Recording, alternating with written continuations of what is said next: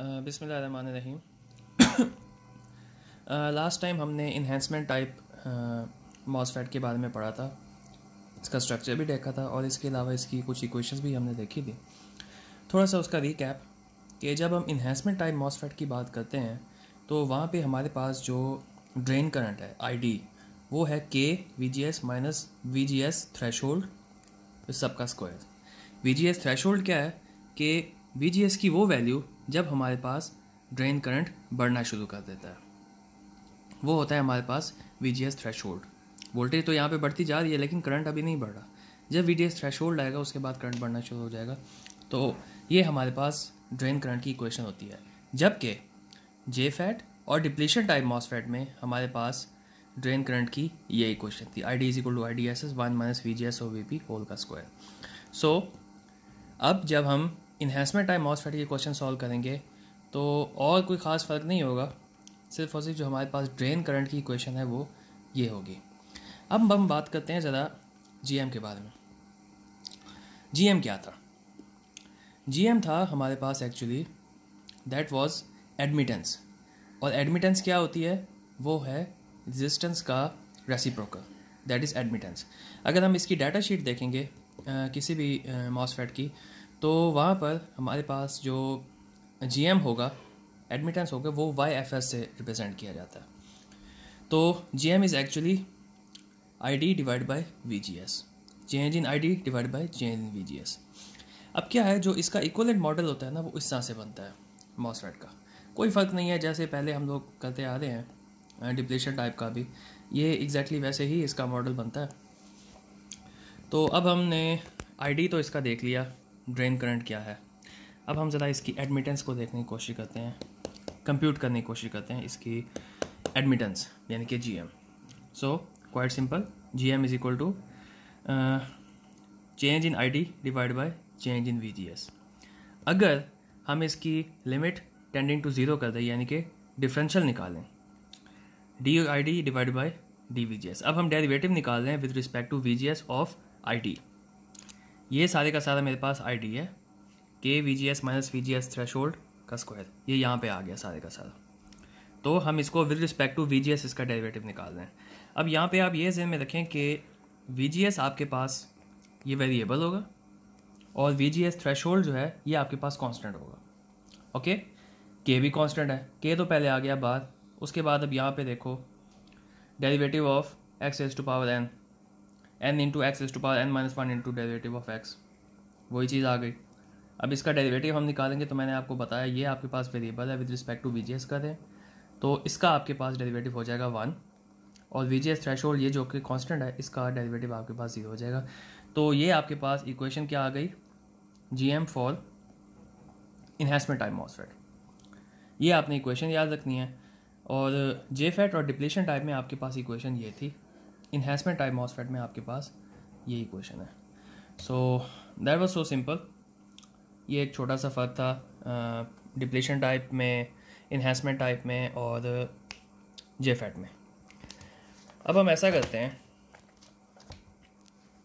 Enhancement type MOSFET की दो configurations देखते हैं। इन्हेंसमेंट टाइप मॉसफेट चूँकि स्ट्रक्चर इसका थोड़ा सा डिफरेंट है, तो देयरफॉर यहाँ पे हमारे पास जो कॉन्फ़िगरेशन है वो थोड़ी सी लिमिटेड हो जाती हैं। मतलब जो यूज़फुल कॉन्फ़िगरेशंस है उसकी जो हमारे पास ऑप्शंस है वो थोड़ी सी लिमिटेड हो जाती हैं। इसमें एक कॉमनली यूज है वो है ड्रेन फीडबैक कॉन्फ़िगरेशन। हम ज़रा इसको समझने की कोशिश करते हैं। अब ये स्ट्रक्चर है, इसको ज़रा गौर से देखो। जो हम लोग पहले कॉन्फ़िगरेशंस पढ़ते आ रहे थे वहाँ पे गेट और ड्रेन में डायरेक्टली हमारे पास कोई रेजिस्टेंस नहीं होती थी। दिखा दूँ आपको।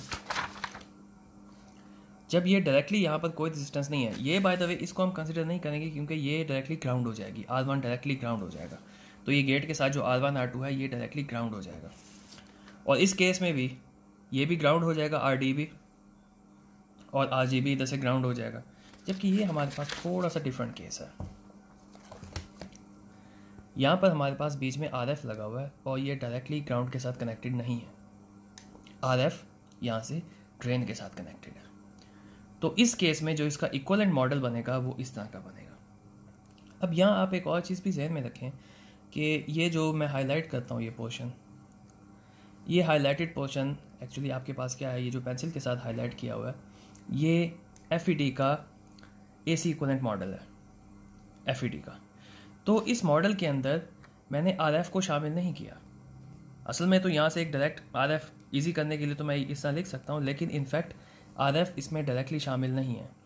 देयरफॉर हालांकि ये यहाँ से स्ट्रेट लाइन जाती है, बट इसको ज़रा ऊपर करके लिखा हुआ है समझाने के लिए कि भाई RF यहाँ से डायरेक्टली इंक्लूडेड नहीं है। तो ये इसका बन जाएगा इक्विवेलेंट मॉडल। इक्विवेलेंट मॉडल आपको पता है कि जो आपके पास DC वोल्टेज सोर्सेज हैं उनको आप ग्राउंड के साथ कनेक्टेड करते हैं, कैपेसिटर्स को आप शॉर्ट करते हैं। तो ये आपके पास एक इक्विवेलेंट मॉडल बन गया। अब हम क्या करेंगे, वही पुराना काम, इनपुट इम्पीडेंस, आउटपुट इम्पीडेंस और वोल्टेज गेन। सबसे पहले ZI यानी कि इसकी इनपुट इम्पीडेंस निकालने की कोशिश करते हैं। इनपुट इम्पीडेंस आपको पता है क्या होती है यार, इम्पीडेंस यानी कि resistance, that means input voltage divide by input current, okay, VI divide by II, right. अब ज़रा इस नोड की तरफ देखो, ये जो D नोड है यहाँ पे, D नोड के ऊपर ये जो II करंट आ रहा है ये आगे दो ब्रांचेस में डिवाइड हो रहा है। II एक यहाँ जा रहा है, ये जो डिपेंडेंट सोर्स है यानी कि GM × VGS, और दूसरा इधर जा रहा है।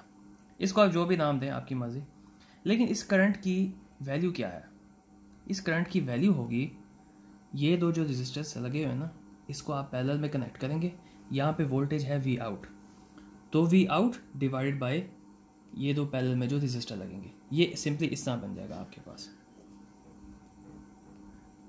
RD parallel to capital RD, और यहाँ पे जो आपके पास वोल्टेज होगी वो होगी V आउट। ये सिंपली इस तरह से आपके पास बन जाएगा। तो ये क्या हो गया आपके पास, II जो ये इनपुट करंट है ये दो ब्रांचेस में डिवाइड हो रहा है, एक GM × VGS और दूसरी ये वाली आपके पास जो वैल्यू ये निकली है। लेकिन यहाँ पर देखो जो VI है वही VGS है, क्वाइट सिंपल, यही VI आपके पास VGS वही है ना, तो VGS = VI। तो अब मैं यहाँ पे VGS की जगह VI डालता हूँ। याद रहे कि ये जो हम सारा तकल्लुफ़ कर रहे हैं इसमें एक्चुअली हम VI डिवाइड बाय II निकालने की कोशिश कर रहे हैं, input voltage divide by input current, किसके लिए, ZI के लिए। तो हमारे पास यहाँ पे अंदर हमने VI भी डाल दिया, II भी आ गया। अब हम थोड़ा सा अपना मैथमेटिक्स यूज़ करते हैं और ज़रा इसको अलग करने की कोशिश करते हैं, II और VI को। इस इक्वेशन को मैं यहाँ पे लेके आया, ये हिस्सा बन गया, और V आउट जब मैं इधर से अलग करूँगा तो V आउट मेरे पास बनेगा this multiplied by this. Quite simple, I don't think so कि इसको समझाने की ज़रूरत है यहाँ पे। अच्छा, अब यहाँ पे ये देखो ज़रा, ये जो है इधर II यहाँ से गुजर है, क्या मैं इसको ऐसे लिख सकता हूँ, ये पूरी V आउट है, इसका मतलब है यहाँ भी V आउट होगा, यहाँ भी V आउट होगा, यहाँ पर भी V आउट होगा, क्योंकि ये तीनों पैरेलल में आपस में। तो क्या मैं इसको लिख सकता हूँ, यहाँ पे वोल्टेज है VI, यहाँ पर वोल्टेज है V out, II = VI - V out divide by RF, provided के II की डायरेक्शन इस तरह है। समझ आई बात की, II की डायरेक्शन यहाँ पे है तो VI - V out divide by RF। तो इसको मैंने एज इट इज़ ऐसे लिख दिया। अब इसके अंदर मैं V आउट की वैल्यू पुट करूँगा, II = VI माइनस दिस और ये RF। So simple. अब मैं वही काम करूँगा किसी तरह से क्रॉस मल्टीप्लिकेशन वगैरह कर करके VI को मैंने अलग कर दिया, II को मैंने अलग कर दिया, यहाँ से मैंने कॉमन निकाल लिए, II वाले फैक्टर्स मैंने अलग कर दिए, VI वाले फैक्टर्स मैंने अलग कर दिए, और VI डिवाइड बाय II ये मेरे पास इस तरह से एक इक्वेशन बन गई। अब हम ज़रा वही अपने एजम्पशंस लगाते हैं जो हम हमेशा से लगाते आ रहे हैं। ये जो RF है ना, नॉर्मली इसकी वैल्यू बहुत ज़्यादा होती है। जो ये हमारे पास इधर रजिस्टर लगा हुआ गेट और ड्रेन के दरमियान में जो RF रजिस्टर लगा हुआ है, इसकी वैल्यू नॉर्मली बहुत ज़्यादा होती है। तो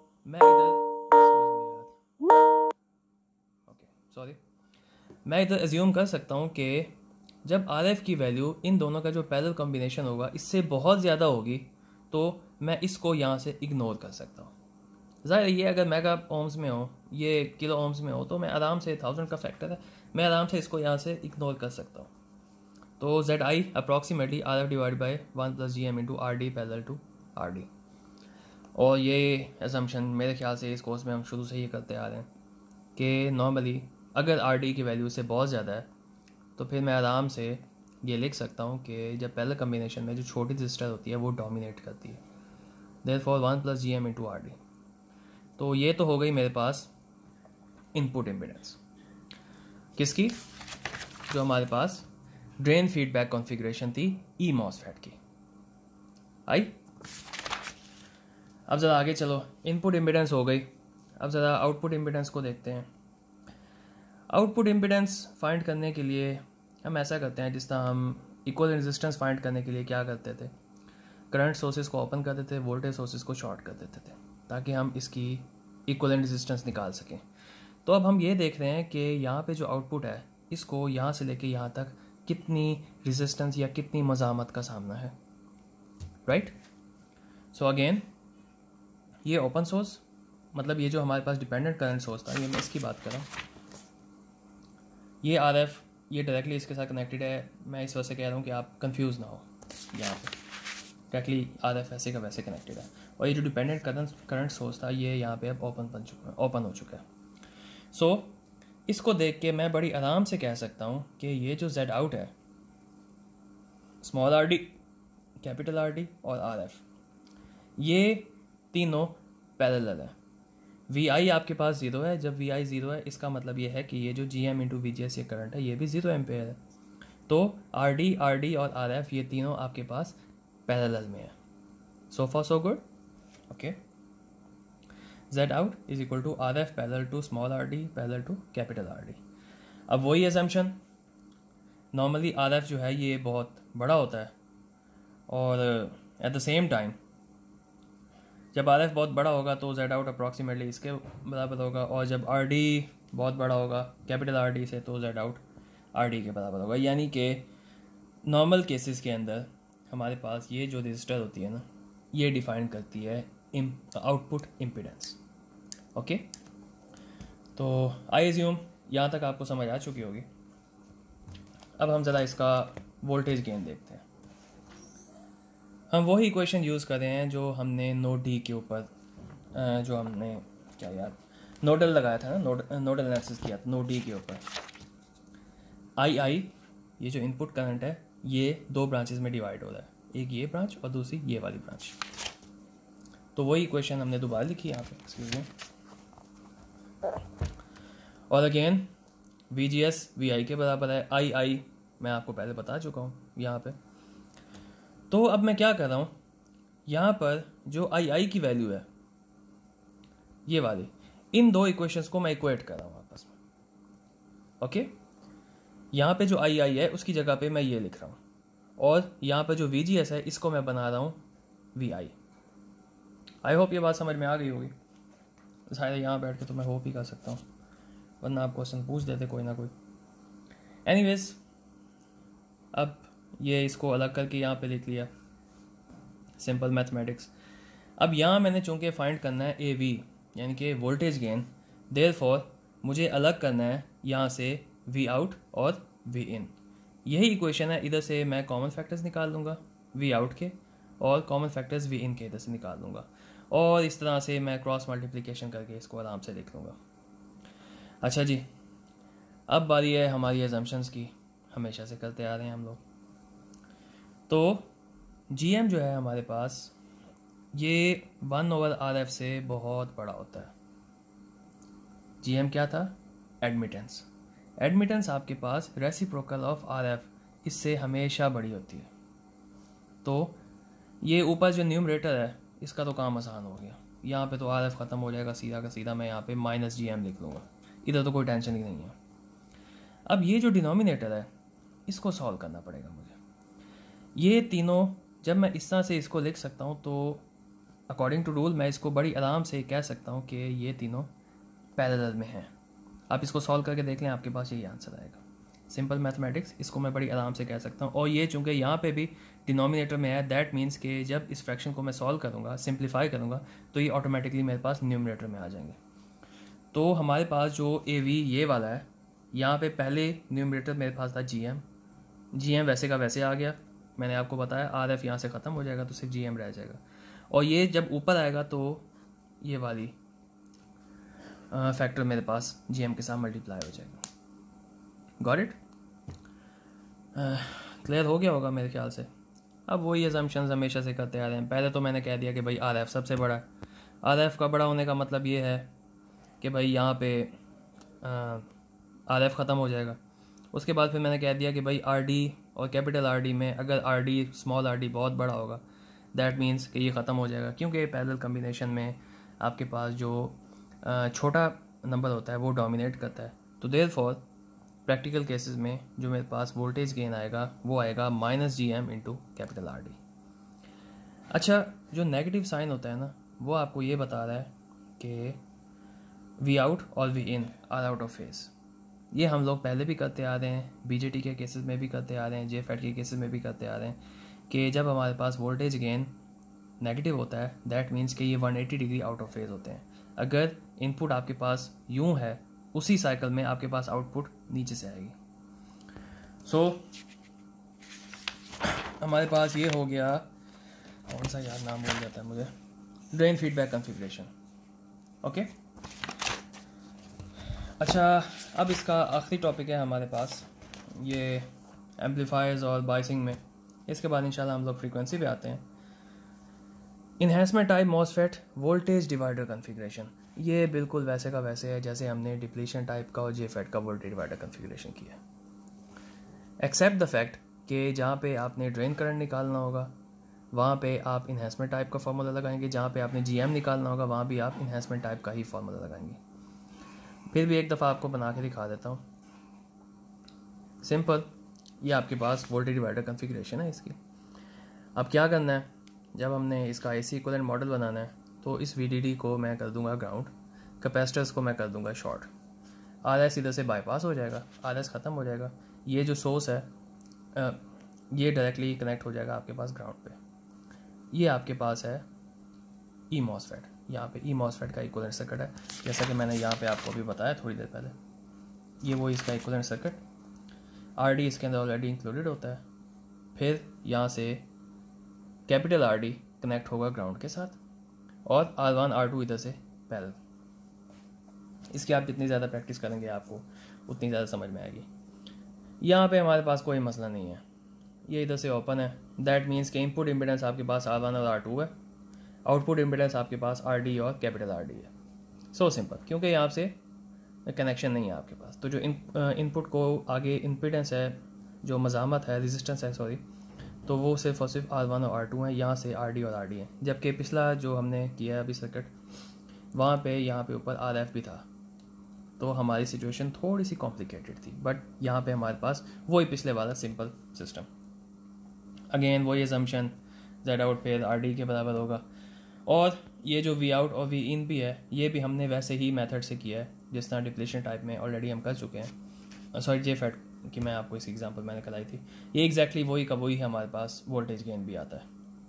तो minus G M into R D, so far so good. यहाँ पे मैं इसको एंड करता हूँ।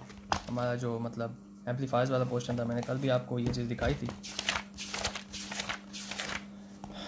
राइट। तो ये हमारे सारे के सारे टॉपिक्स कंप्लीट हो चुके हैं। मैं आपसे रिक्वेस्ट करूँगा कि इसकी जो एग्जांपल्स और न्यूमेरिकल्स दिए हुए हैं आप उनको प्रैक्टिस करें। होगा कुछ भी नहीं, सिर्फ यही चीज़ें ही होंगी, आपको इम्पीडेंसेस या गेन्स फाइंड करने होंगे, या मैक्सिमम ड्रेन करंट या जो जीएम है, जो एडमिटेंस है आपको वो कह सकता है। खैर वो कोई डिफ़िकल्ट चीज़ नहीं है, मेरा नहीं ख्याल इसमें कोई और मुश्किल बात रह गई है। बाकी अब इंशाल्लाह नेक्स्ट लेक्चर में आप लोगों को